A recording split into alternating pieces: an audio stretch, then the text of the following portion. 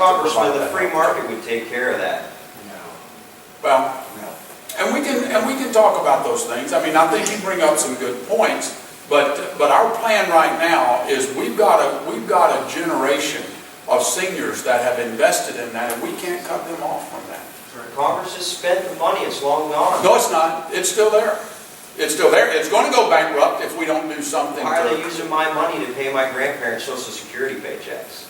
It's not there. They spent it. It's gone. No, it's not gone. That's why I supported a bill called the Social Security Preservation Act to stop the federal government from dipping into Social Security. Now, I'm not going to tell you that they haven't dipped into it, because they have. And they will continue to until we pass laws that restrict them from being able to do that. The best thing to do is just not give them the money in the first place, because then they won't misappropriate it. Yeah, but that was years ago. I hear you. I paid into Social Security, and quite frankly, I'm getting close to getting it, and I want it. I paid into it. You know, you're not going to get out of my paycheck. Well, it came out of my paycheck. They spent your money. Really? Yeah. Oh, okay. And they're spending mine, and I want out. I don't want it back. That's fine. Just cut it dry. Just let me out. I don't know what to tell you. Our plan right now is to strengthen and preserve Medicare for today's seniors and for the next generation. Continuing down the wrong track, Congressman. I hear you. I'll take those comments, and I'll take them aboard. I want to see everyone live to a ripe old age, including myself. I want to do it responsibly, and the federal government clearly is not doing it responsibly, and has not been doing it responsibly for the past 40, 50 years. That part I agree with everything that you just said about the responsible part. So it's, from the get-go, it was a lie. They voted it in, our grandparents, our great-grandparents voted it in, believing the federal government was telling them the truth, which we know was a lie. That's why we're in the situation we're in today. Let's just cut it.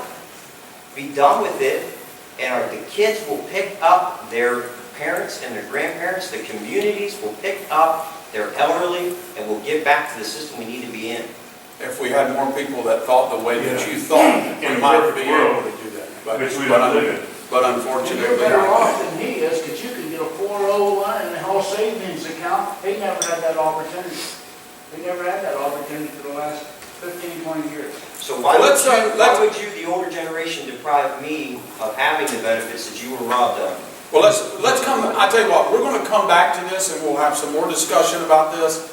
I want to make sure we don't run out of time before Jeff gets an opportunity to come up and talk about his business and what he's doing to create jobs and some of the issues that he's facing.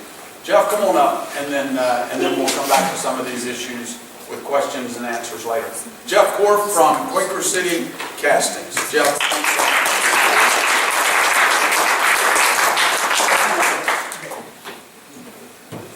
Everybody hear me? Is this on? Good? Alright. Leave your mic on. Thank you very much, Congressman.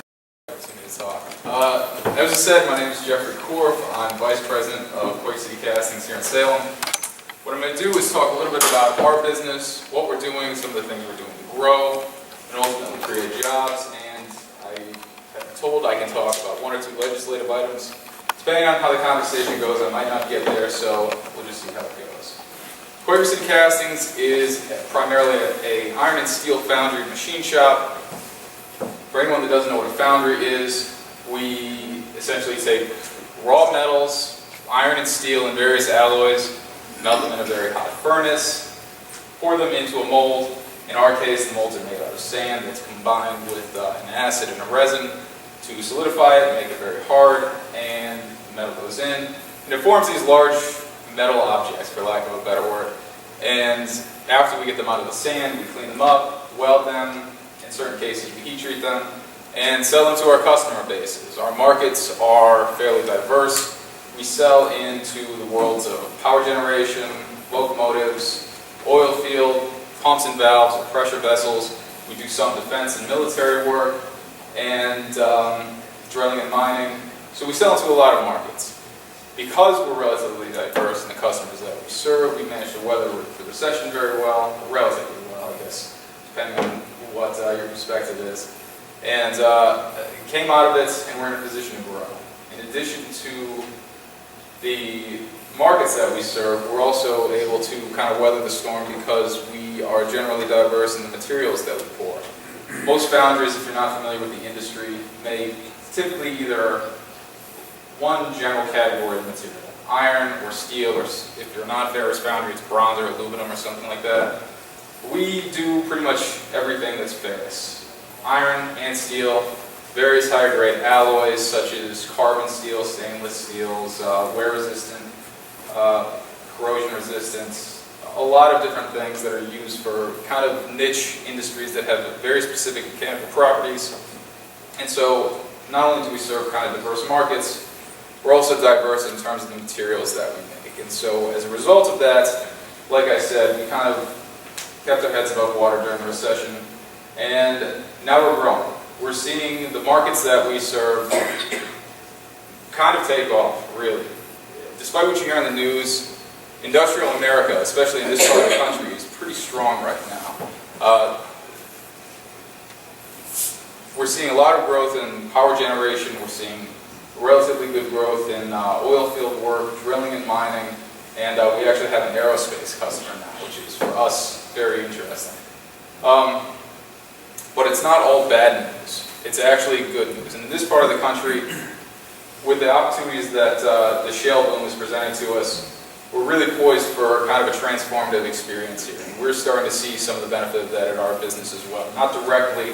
We're probably not going to sell directly into a lot of the extraction companies, but through steel mill work and additional stuff that's sort of tangential to that, we definitely anticipate seeing a benefit because of that development that's going on, and we expect it to continue to increase. So as far as job creation goes, because our markets are growing and because we managed the recession relatively well, we are growing.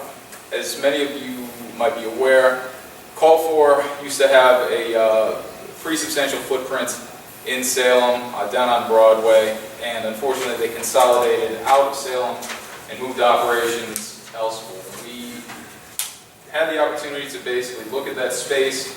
It's really right next door to us. It's a very good fit in terms of the types of space that we would need to grow our operations, and the timing was just too good for us. So we bought up a good chunk of what used to be Call For, and we're expanding into it. It's going to take time. We're not going to be online immediately, but over the course of the past, really about a year, we've managed to hire about 60 more people. A year ago, we were roughly 80 or 90. Now we're up to almost 150. And it has a lot to do with how we're situated. We're in a very good area for heavy industrial growth because the Midwest is sort of where all the manufacturing in this country takes place. But it also has to do with the fact that, like I said, we're diverse, we serve a lot of different markets, and we didn't put all our eggs in one basket. So for those reasons, we're a growing business. We're very excited about growing in Salem and being able to hire people in this community. And things look good for this area. They do truly look good. I can't tell you how many conversations I have on a day-to-day basis about what's going on with the shale expansion, and people want to know whether or not it's benefiting your business, and they want to know what's going on. Obviously, I'm sure some of you have heard, there's a $900 million distribution facility that's being built in Hanoverton. Shell is investing in, I believe it's a $3 billion cracker facility, an ethane cracker facility just across the border in Beaver, Pennsylvania. There's investment going on in Mahoning and Trumbull County, Stark County as well. There's a lot of big industry that's coming into this area specifically because of the shale boom that's taking place. And it's going to benefit everyone here. To the extent that you have any exposure to the industrial world, you're going to see a change in the level of activity here. You're going to see a lot of license plates or Texas license plates coming through town if you haven't seen them already. And it's exciting. It truly is an exciting time to be in this area. And it's kind of a once-in-a-lifetime type of thing. So that's what's going on with our business. We're hiring, we're happy to be growing, and we attribute a lot of it to the fact that we're here, that we're in this area, and we're situated very well for growth.